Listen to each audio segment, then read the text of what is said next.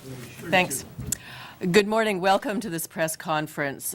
This press conference has been called because of a bill that all these incredible people that you see sitting before you and many, many others have been working on for many years. The bill is a very simple one. It calls for very simple action on behalf of the Ontario government, and that is that we bring in the 3-foot rule. You'll see the T-shirts and bumper stickers to follow between cars and cyclists in the city and 5 feet on the highways. This bill, as I say, has been a long time coming and has been certainly worked on for many weeks in this place and preceded the tragic deaths of the cyclists in Quebec. But I want to at least acknowledge that our prayers and our love is with their families and their friends. Again, what we're about here is preventing any further deaths from occurring. I have to say that this bill is new to Canada, and so we're excited that this is a first. Canadian first, but it's not an international first by any stretch of the imagination.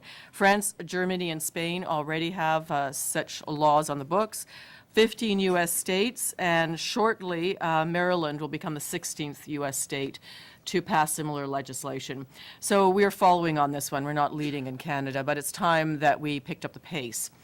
Certainly, this is a bill that will affect the safety of everyone in Toronto, whether they're cyclists or not. First and foremost, cyclists, because it will make our streets safer for them. But second of all, if we make our streets safer for cyclists, those make our streets and our city safer, and all cities across Ontario safer for everyone.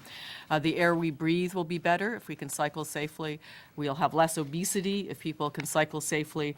So this bill has huge ramifications, not just for cyclists and drivers, but for children, for seniors, for everyone. I'm delighted to be accompanied here on the panel by some amazing activists. Let me just introduce them briefly. Eleanor McMahon, she's the founder of Share the Road Cycling Coalition. Yvonne Bambrick, Executive Director of Toronto Cyclists Union, and also a member of our Toronto Police Force, Constable Hugh Smith, who will speak about the police's role in this. Essentially, what we're trying to do is to give our police tools to educate bad drivers, to educate drivers who don't understand about sharing our roads safely. Without further ado, though, let's hear from Eleanor. Eleanor. Thank you, Cheri. And thank you, everyone, for being here. And I want to take a moment and thank my colleagues on this panel, Hugh Smith and Yvonne Bambrick, who works daily in Toronto to advance the interests of cyclists and motorists and safety. And Cheri mentioned this bill that's being tabled today is all about clarity and communication. So I want to thank the NDP for putting this bill forward, for having the courage and the vision to do so, and at the same time request that the other parties in this House take a look at this piece of legislation and give it speedy passage. I referred moments ago to the words common sense and courtesy. I should start by telling you that the Share the Road Cycling Coalition, an organization that I founded in 2006, was rooted in a particular tragedy. My husband was killed riding his bike in Milton by a motorist who pulled out to pass him unsafely. He was an OPP sergeant and spent his career clarifying the rules of the road to motorists and to cyclists alike. So the impetus for that is, again, a personal one, but we're often shaped by our personal experience as well as best practice, and that's what I think this legislation is today. Cheri mentioned it provides a level of clarity to motorists about what their rights and responsibilities are, and clarity to them about where cyclists should be, and enhances their education and awareness about courtesy. Courtesy is another word. All these words start with C somehow. But courtesy is something that's been lacking in our day-to-day motoring. Increasingly, and I'm sure Constable Smith attests to this on a daily basis, we're all in a hurry. Motorists fail to give cyclists their share of the road. Often decisions are made that cost cyclists their lives. And this is the kind of legislation, again, that is easily supported because it's going to reinforce the importance of courtesy, the importance of sharing the road. It's going to provide motorists with that easy kind of clarity. 3 feet is easy to visualize, and it's an easy distance to measure. And that's why we think that this legislation is going to be imminently very enforceable. I want to talk about another C word, if I may, and that's complacency. We've got a level of complacency in our society, unfortunately, now with regards to motorists and cycling tragedies. Sadly, the reminder of the 4 cyclists lost in Quebec on the weekend, another gentleman injured from Listowel, Ontario, while cycling in the United States this past weekend, and reminds us that as cyclists we're vulnerable, and again, just reinforces the need for this kind of legislation to reinforce the importance of sharing the road. And the last point I wanted to make, again, along those lines, is the need for that courtesy and communication. As cyclists, it's critical for us to be able to engage to the best of our ability with motorists and look at each other as we're navigating the same roadway. We're sharing the road.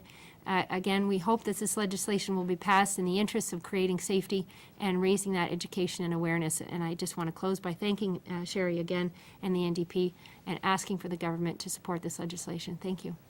Thank you, Eleanor. Yvonne? Thank you. Thanks for coming. I represent cyclists in Toronto specifically.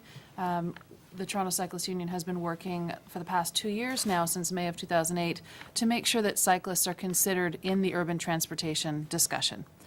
So we've all noticed an increase in cyclists on the roads of Toronto and on the highways in Ontario. More and more people are taking an interest in cycling as transportation, but also cycling for recreation, for longer distance, physical training, triathlons, all that sort of thing.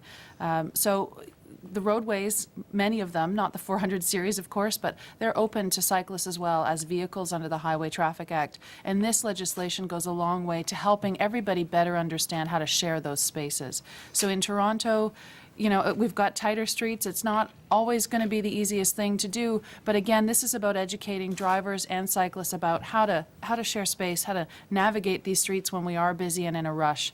So I'm very pleased to see this brought forward by the NDP, and I applaud you and Eleanor for moving this forward. Again, it's, you know, related to personal tragedy, but I feel your pain. I feel the pain of the relatives of the people who were killed senselessly in Quebec over the weekend. Those things don't have to happen, and drivers need to take the responsibility when they're on the roads for sharing that space. We have to assume that we will come into contact with cyclists along our way at some point and be vigilant when we're passing them. So this gives a guideline. This gives great opportunity to think about it. All the media that we're going to be getting around this issue, and hopefully, if and when this is passed, having it in the Ontario Driver's Handbook, having it as part of driver's education and the training that happens before you do your testing.